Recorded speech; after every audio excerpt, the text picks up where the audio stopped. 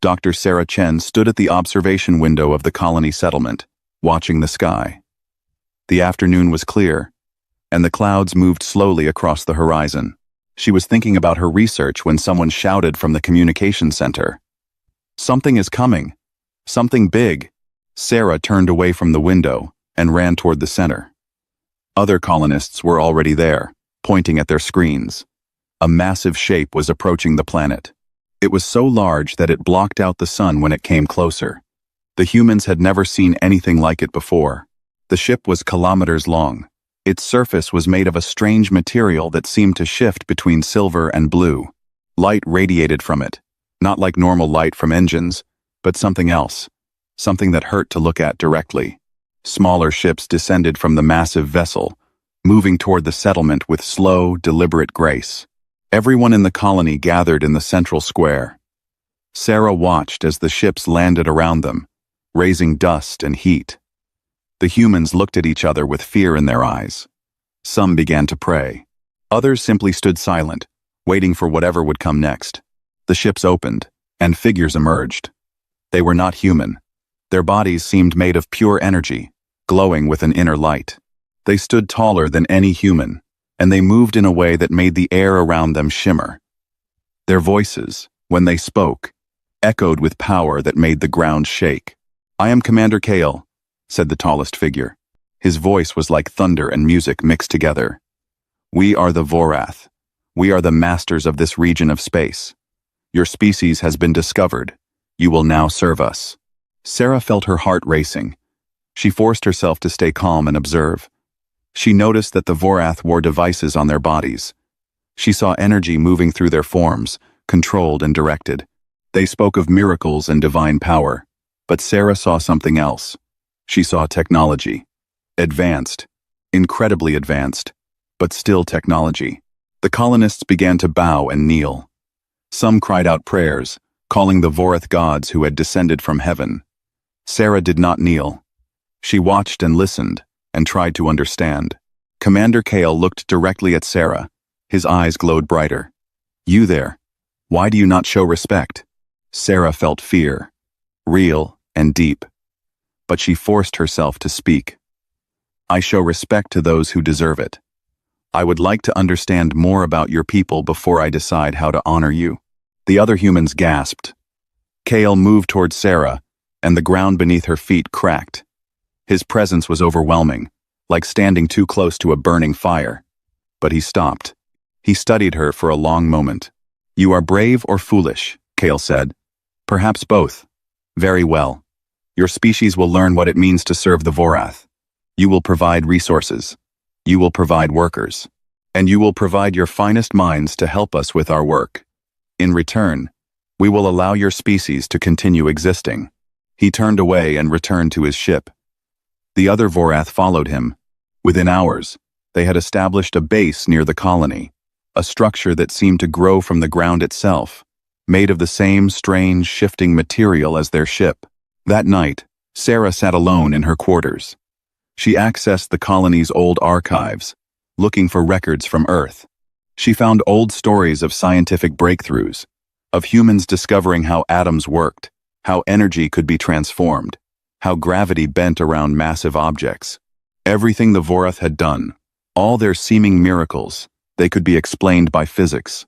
Very advanced physics, but physics nonetheless. The manipulation of matter, the creation of energy, the movement of stars and planets, it all followed the laws of nature that humans had begun to understand centuries ago. Sarah realized something that terrified and excited her at the same time.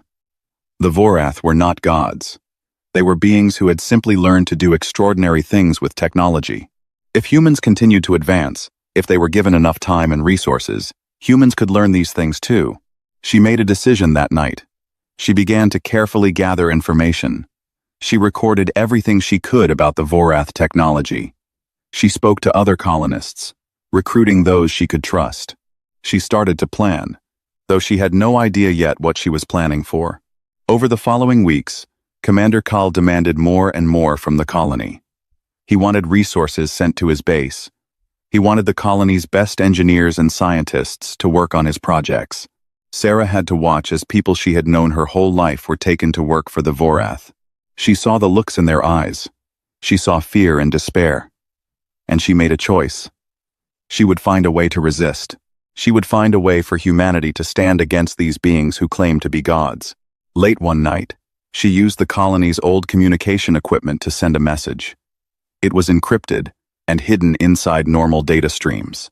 The message was directed toward Earth, toward the United Coalition government. She told them everything. She told them about the Vorath and their arrival. She told them about the technology and the subjugation of her colony. But most importantly, she told them something else. She told them that the Vorath were not invincible. She told them that if humanity could develop weapons that exploited the weaknesses she had observed, if they could send a ship with advanced technology and tactics, then perhaps, just perhaps, the Vorath could be challenged. Sarah did not know if her message would reach Earth. She did not know if anyone would listen to her. She knew only that she could not accept a future where humanity served false gods. She would resist. Her colony would resist. And somewhere in the vast darkness of space, she hoped that others would hear her call and answer it. The next morning, Sarah walked past the Vorath base. She watched the strange structures growing larger. She felt the power radiating from them. The fear returned, strong and real. But underneath the fear, something else was growing. Something new. Something that the Vorath had not expected to find in a primitive human colony. It was hope, and it was dangerous. Years of technical progress had prepared humanity for the stars, but nothing had truly prepared them for contact with a civilization that seemed divine. The message from Sarah's colony had reached Earth just as the last advances were being made on a new class of warship. The timing seemed like fate itself was intervening in human affairs. The ship was called the Prometheus, named after the ancient myth of one who brought fire to humanity, despite the wishes of gods. The message was debated in the halls of Earth's government for weeks. Some argued for immediate military response. Others said it was foolish to challenge an enemy of unknown capability. But Captain Marcus Vale, a veteran military officer who had spent his entire career preparing for exactly this kind of impossible situation, stood before the council and made his case clear. "We do not know what we face," he said to the assembled leaders, "but I know this. If we do nothing, if we leave our colony in servitude, then we are not worthy of calling ourselves human. We are worthy of standing in the stars because we fight for freedom, not just for ourselves, but for others. Let me take the Prometheus. Let me reach that colony. And let me show those beings, whatever they are, that humanity does not bow to anyone." The council voted. The decision was made. The Prometheus would launch immediately. It would carry humanity's best weapons and brightest tactical minds. It would make the journey to the celestial nexus, a voyage that would take months of faster-than-light travel. Sarah, in her colony, did not know if her message had been received. She did not know that help was coming. She only knew that she had to survive long enough for her people to be ready, whatever came next. She continued her work in secret, gathering knowledge, preparing her people, waiting. The Prometheus began its journey across the stars, carrying humanity's hope and determination toward an encounter that would change everything. The waiting was the hardest part for Sarah. Each day, Commander KL demanded more. Each day, more people were taken to the Vorath base. Sarah had to play a role, pretending to cooperate, pretending to accept the Vorath as their masters. It was exhausting and terrifying, but Sarah used the time wisely. She gathered the colonists who still remained, the ones KL had not yet demanded. She told them what she believed. She told them that the Vorath were not gods, but advanced beings with powerful technology. She told them that resistance was possible. Many people did not believe her. They had seen the power of the Vorath. They could not imagine standing against it. But some, a growing number of people, began to have hope. They began to prepare in secret. Sarah also managed to access some of the Vorath technology that had been left behind in the settlement. She studied it, tried to understand it, tried to find its weaknesses. The work was difficult. The technology was far beyond human understanding in many ways, but Sarah was patient and intelligent. Slowly, She began to comprehend some of how it worked. One day, when she was working in a hidden laboratory beneath the settlement, her communication equipment began to signal. A message was coming through. Her hands shook as she accessed it. The message was from Earth. "Sarah," the message began. "Your message was received. Help is coming. The Prometheus is in transit. Estimated arrival in 4 weeks. Continue preparations. Humanity is coming." Sarah read the message 3 times, unable to believe it. Then she deleted it and destroyed every trace that it had ever existed. But inside, something was changing. Hope was becoming something more real. Hope was becoming a plan. Commander Kale grew impatient. 4 weeks might have seemed like nothing to an advanced being who had lived for centuries, but his patience was not infinite. He decided that the time had come to demonstrate the true power of the Vorath. He would show the human colony what it meant to resist. He ordered his vessel to move closer to the planet's sun. Using technology that manipulated gravitational fields and stellar matter, he began to destabilize the star. Within hours, the sun began to swell and pulse erratically. Solar flares erupted from its surface, more violent than anything natural. The colony's instruments registered the danger. The planet's surface would become uninhabitable within days. The humans understood that they were about to watch their world be destroyed. In the shelters where they had gathered, despair was absolute. Sarah felt her plan crumbling. She had hoped for more time. She had hoped that the Prometheus would arrive before things reached this point. But the Vorath had forced the issue. They had shown their willingness to commit genocide simply to enforce obedience. That night, Sarah made a desperate decision. She would reveal everything. She would tell her people that help was coming. She would ask them to trust her, to stand with her, to fight back against what seemed like impossible odds. She gathered everyone in the central square. The sky above was no longer clear and blue. It was orange and red, reflecting the dying light of an unstable star. The colonists looked at her with eyes full of fear and pain. "I know you are afraid," Sarah said, her voice steady despite her own terror. "I am afraid too. But I have something to tell you. We are not alone. Help is coming. There is a human warship on its way, a ship called the Prometheus, with weapons and warriors ready to fight. We must hold on.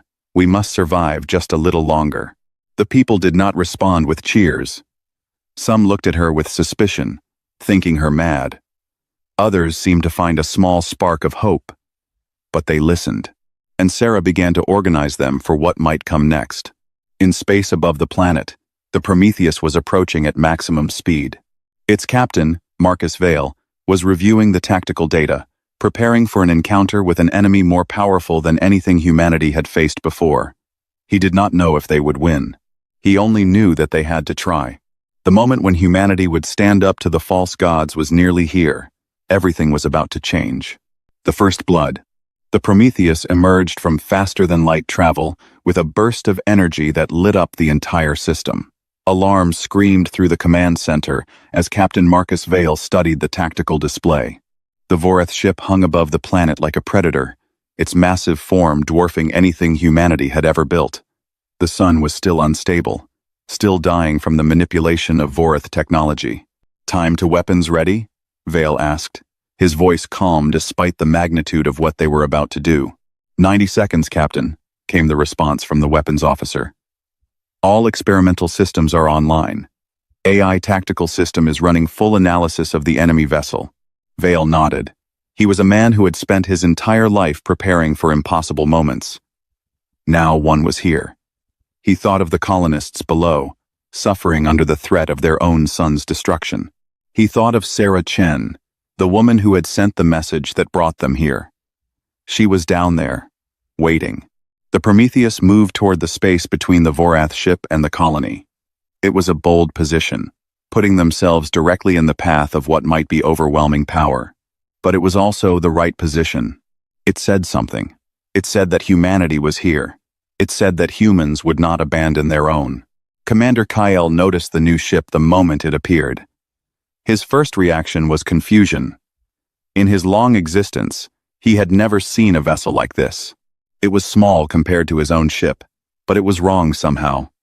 It moved with purpose and efficiency. Its weapons were already being brought to bear. Kale had no time to issue commands before the Prometheus opened fire. The first volley consisted of directed energy weapons that cut through the Vorath ship's shields, like nothing the commander had experienced before. Explosions rippled across his vessel's hull. Alarms screamed through his command center. "Return fire!" Kale roared, his form glowing brighter with anger and shock. "Destroy that insect ship." The Vorath's weapon systems activated, and a wall of pure energy rushed toward the Prometheus. It was a blast that should have annihilated the human ship instantly. But the Prometheus was not where it had been a moment before. Its captain had anticipated the attack. The ship rolled through space with a grace that seemed impossible for something so large. The Vorath's energy blast passed harmlessly beyond the human vessel. The Prometheus returned fire immediately, its weapons striking at precise locations on the Vorath ship's structure that the AI system had identified as weak points in the energy shield. Sarah watched from the colony's observation center, unable to believe what she was seeing. The Prometheus was real. It was here. It was fighting. Around her, people cried out in shock and fear, and something else, something that looked like hope.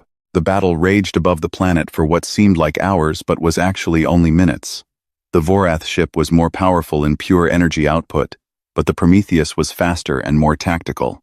Every move Captain Vale made was informed by the AI's analysis. Every shot was placed with surgical precision. The Vorath crew had never fought an enemy like this before. They had commanded respect through display of overwhelming power.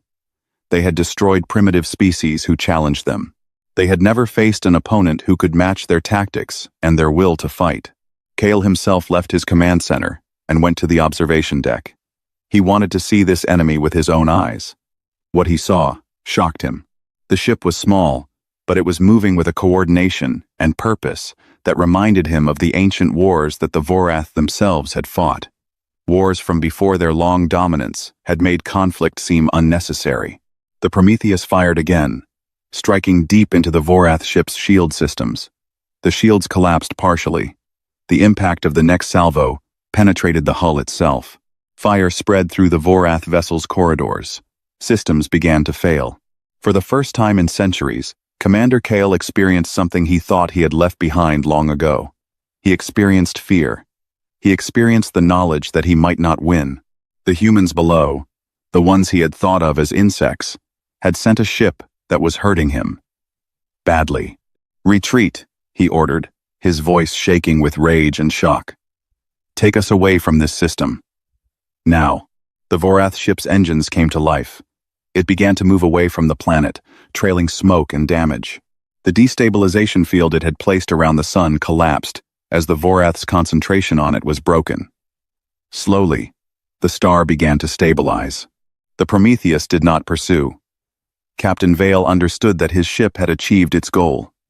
They had driven back the Vorath. They had done what everyone said was impossible. In the colony, people began to emerge from the shelters. They looked up at the sky and saw that the orange and red glow was fading. The star was becoming blue again. The immediate threat was passing. Sarah made her way to the communication center. She sent an encrypted message into space, directed at the Prometheus. It was simple. It was heartfelt. It was one word. "Thank you." Captain Vale received the message. He sat in his command chair, exhausted but alive. Around him, his crew was checking for damage and injuries. Several crew members had died. Many more were injured. The Prometheus had taken severe damage, but they had won. Somehow, impossibly, they had won. Vale opened a channel to the planet below. He recorded a message for Sarah Chen. "Dr. Chen, this is Captain Marcus Vale, of the human warship Prometheus. We have engaged the Vorath vessel and forced its retreat. The immediate threat to your colony has been neutralized. We are taking up orbit above your world. Prepare your people. We need to talk about what comes next."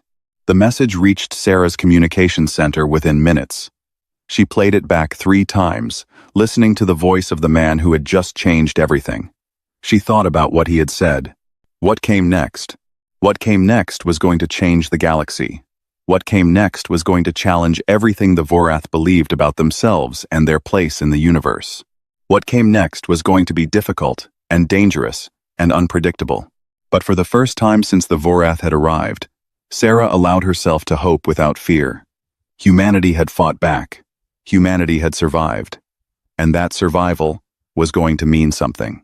Above the planet, the Prometheus maintained its position, a small but determined guardian against the darkness. In the colony below, people began to understand that they were not as helpless as they had believed. They had been given a gift, the knowledge that resistance was possible. Commander Kale's ship continued to retreat, its sensors tracking the human vessel. He sent an encrypted message back to Vorath Command. The message was brief but profound. The primitive species is not primitive. Send reinforcements. Send everything. We must destroy them now, before they become something we cannot control. The war between humanity and the false gods was only beginning. But the first battle had been won by the species that should never have been able to win at all. The illusion of Vorath invincibility had been shattered, and the galaxy would never be the same. The illusion shatters. News of the battle between the Prometheus and the Vorath spread through the galaxy like fire through dry wood. The message was simple but powerful. The gods could be hurt. The gods could be defeated. Across dozens of worlds, species that had lived in fear and servitude for generations began to whisper. In secret meetings and hidden places, they spoke about what they had heard. The Vorath had faced a human warship. The Vorath had lost. The very foundation of power that the Vorath had built on the belief that they were invincible, divine, impossible to challenge, was cracking. On the world of Kepler-7, enslaved Zealoth workers began to refuse their tasks. When Vorath overseers demanded compliance, the Zealoth simply sat down. They did not resist violently. They simply did not move. The overseers, accustomed to instant obedience, did not know how to respond. On the trading station called New Market, merchants from the subject races began to gather in secret chambers. They discussed what had happened. A captain named Sarah had believed that resistance was possible. A military officer named Marcus Vale had acted on that belief. And they had won. On a dozen other worlds, similar scenes played out. Resistance was becoming not a whisper, but a movement. It was becoming hope. But the Vorath did not respond immediately with force. Instead, there was confusion and debate among their leadership. The elders of the Vorath gathered in their most secure chamber to discuss what this defeat meant. Commander Kale transmitted his report to the council. The report was long and detailed. It spoke of the human ship's unexpected maneuverability. It discussed the precision of their weapons. It mentioned the coordination and tactical thinking that had been displayed in every action.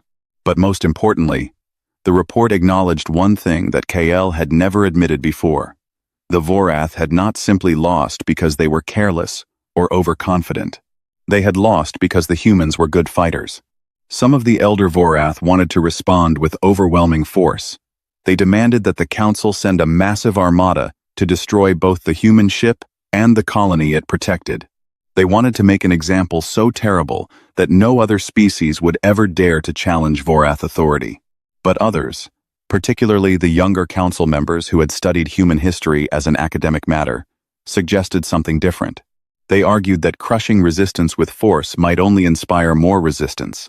They pointed out that in human history, many oppressed peoples had risen up against their masters, and the ones who had been crushed most brutally were often the ones who came back strongest.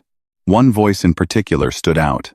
Her name was Theris, and she was younger than most of the council members. She had studied the transmission that the Prometheus had sent to all Vorath space before the battle. Captain Vale had broadcast a message across all frequencies. In the message, he had not demanded the surrender of the Vorath. He had not insulted them or threatened them. Instead, he had offered them something they had never been offered before, a choice. "We are human," Vale's message had said. "We have learned of your presence in our region of space. We have learned that you consider yourselves masters of all who live here. We offer you a choice. You can continue on the path of conflict. You can try to destroy us, and we will fight you. It will be long and difficult, and many will die on both sides. Or you can choose a different path. You can recognize that the galaxy is large enough for many great civilizations. You can talk to us, not as masters to slaves, but as one advanced species to another. You can negotiate and trade and learn from each other. The choice is yours. Theris believed that message revealed something important about the humans. They were not driven purely by a need for power, like the Vorath had become. They were driven by something else. Conviction. Belief. The desire to prove something about themselves. We should talk to them, Theris said to the council. We should understand what they want. If we simply try to destroy them, we will be confirming what they already believe about us. We will be proving that we cannot be anything other than conquerors. But if we are willing to negotiate, to recognize them as equals, we might discover that coexistence is possible. The debate in the council continued for hours. Some members argued vehemently that showing any willingness to negotiate would be a sign of weakness. Others were beginning to understand that Theris might be right. The universe was changing. The illusion was shattering. Finally, a vote was called. The council decided to send a message to Captain Vale. They offered to establish a meeting at a neutral location. They would discuss terms of peace and the possibility of a new order in the galaxy. Captain Vale received the message with cautious hope.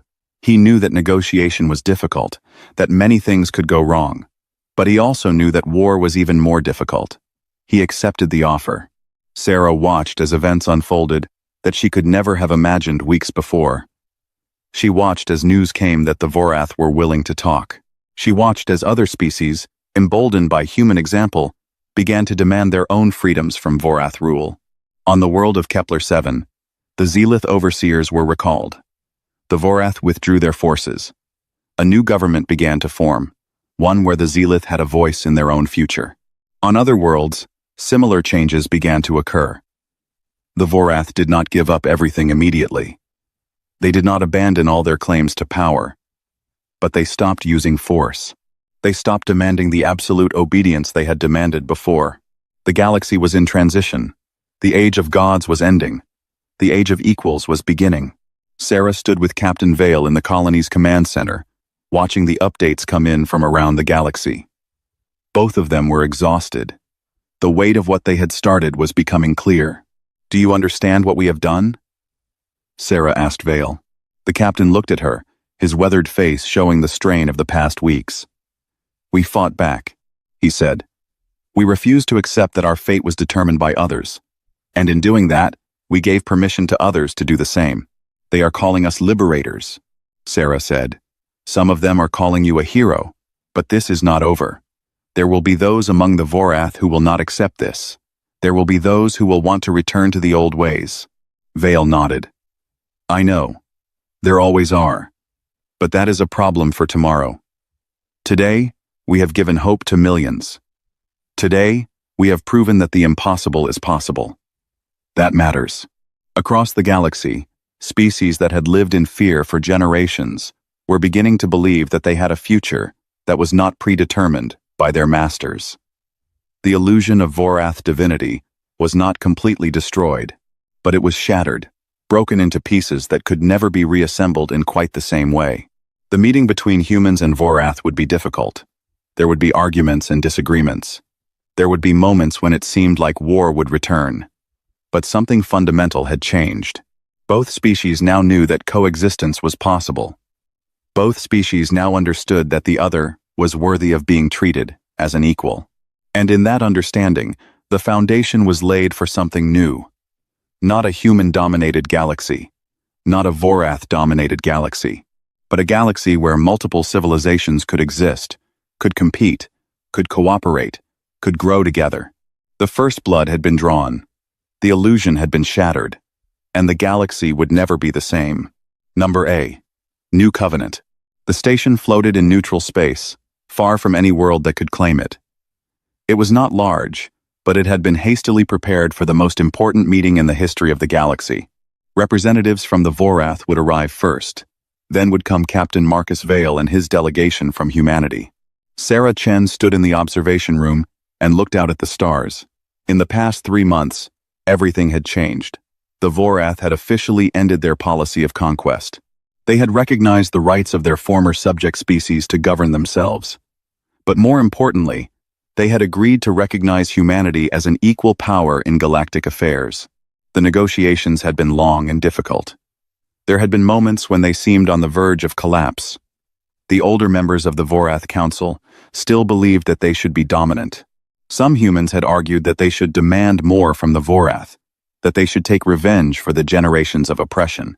But Sarah and Captain Vale had consistently pushed for something different. They had argued for coexistence, for mutual respect, for the possibility that enemies could become partners. The Vorath delegation arrived first. Commander Theris, the voice that had argued for negotiation in the Vorath Council, led the group. She was a being of pure energy, like all her people, but her presence seemed less threatening than it once had. She was no longer a master descending to address slaves. She was a negotiator meeting with other negotiators. When Captain Vale arrived, Sarah watched as he and Theris met in the station's main chamber. They did not bow to each other. They did not stand in positions of dominance or submission. They stood as equals and shook hands, a human custom that the Vorath had learned to understand and respect. The negotiations began immediately. There were many details to work out. Questions of trade, of territorial boundaries, of shared technology, of military agreements. There were disagreements.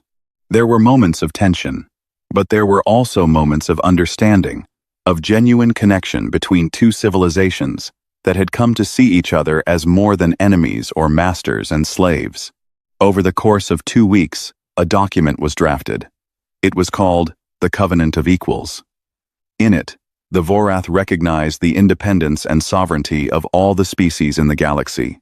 They agreed to withdraw from their colonial positions and establish embassies instead. They agreed to share certain technologies with other civilizations if those civilizations agreed to do the same. More importantly, the Covenant established the Galactic Congress of Free Peoples. This was a council where representatives from every species could gather to discuss problems and make decisions together. It was not a government that ruled over all the others. It was a forum for cooperation and dialogue. Some of the Vorath who had opposed the negotiations tried to stop the signing. They gathered forces and prepared for a coup. They wanted to remove Theris from power and restore the old ways of conquest and dominance. They believed that the Vorath were still superior and should maintain their position of authority. But their plans were exposed, and not by the Vorath government. They were exposed by the Zealith, the Kepler-7 residents, and a dozen other species that had learned to work together since their liberation. The conspirators were arrested. The attempted coup failed before it even began. The fact that the conspiracy had been exposed by the former subject species was significant. It showed that things had truly changed. The galaxy was no longer divided into masters and servants. It was becoming a community. The signing of the covenant took place in the station's grand chamber. Representatives from 53 different species gathered to witness it. Sarah stood beside Captain Vale as both he and Theris signed the document using their respective customs. The humans signed in ink. The Vorath used a symbol of pure energy that burned itself into the page. After the signing, Captain Vale made a speech. He spoke about humanity's journey from a species confined to a single world, to a civilization that now stood among the stars. He spoke about the courage of Sarah Chen, who had first believed that resistance was possible. He spoke about the Vorath and how they had chosen a difficult path by accepting change instead of clinging to the old ways. Today, he said, we sign a new covenant. Not a covenant of dominance or submission, not a covenant where one species rules and others serve, but a covenant where all species are recognized as having value, as having the right to determine their own future. This is the beginning of a new era, an era where we will learn from each other, grow from each other, and build together a galaxy that is greater than any one of us could build alone. When the ceremony was complete, Sarah found herself standing with Theris. The Vorath representative seemed smaller somehow, less imposing than she had appeared in the beginning. Or perhaps, Sarah thought, she had simply learned to see beyond the appearance of power. Your species has changed everything, Theris said to Sarah. I do not know if that will prove to be a good thing or a bad thing, but it has definitely changed everything. Sarah smiled. My people have a saying, out of darkness comes light. We lived in darkness under your rule. Now we walk in light. Whether that light leads to good or bad things, we will discover together. Over the following months, the Galactic Congress of Free Peoples held its first session. It was chaotic, and loud, and full of disagreement. Representatives from different species had different ideas about what should be done about various problems. They argued about trade agreements and resource distribution. They debated about which worlds should have which territories. But they argued as equals. No one could simply order the others to obey. Every decision had to be negotiated and agreed upon.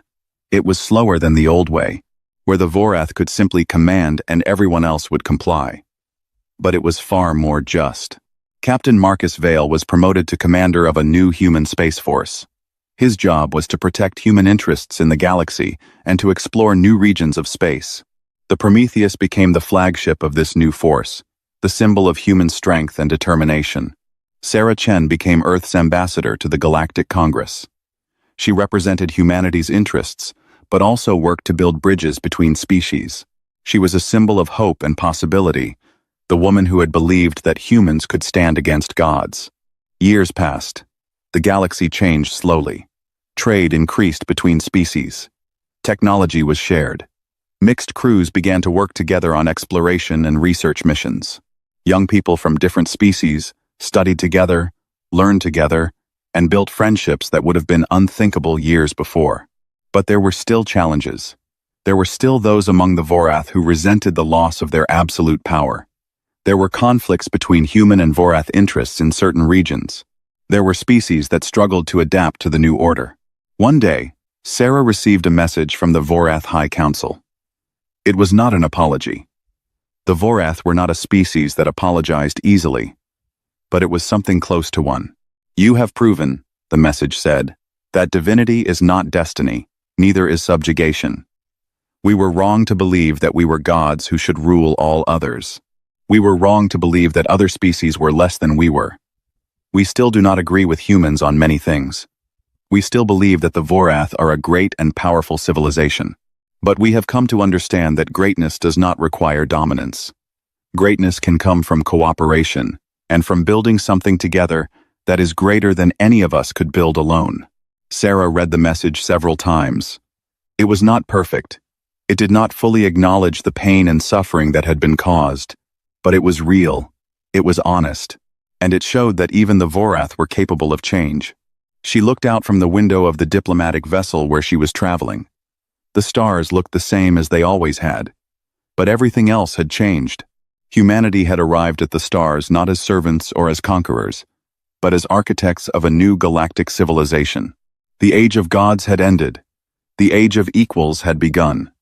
And in the vast darkness of the universe, this made all the difference. Sarah thought about the colony where she had first resisted. She thought about the fear she had felt when the Vorath first arrived. She thought about the courage it had taken to believe that things could be different. And she realized that this was the true victory. Not the destruction of the Vorath, not the gain of power for humanity, but the creation of a future where freedom and equality were possible, where all species could pursue their own destiny, where the galaxy was something to be built together rather than something to be conquered. In the distance, she could see the lights of a new space station being constructed. It would be a place where representatives from all the major species gathered. It would be a symbol of the covenant that humanity and the Vorath and all the other civilizations of the galaxy had made together. The story of humanity among the stars was still being written, but it no longer began with slavery or fear. It began with resistance.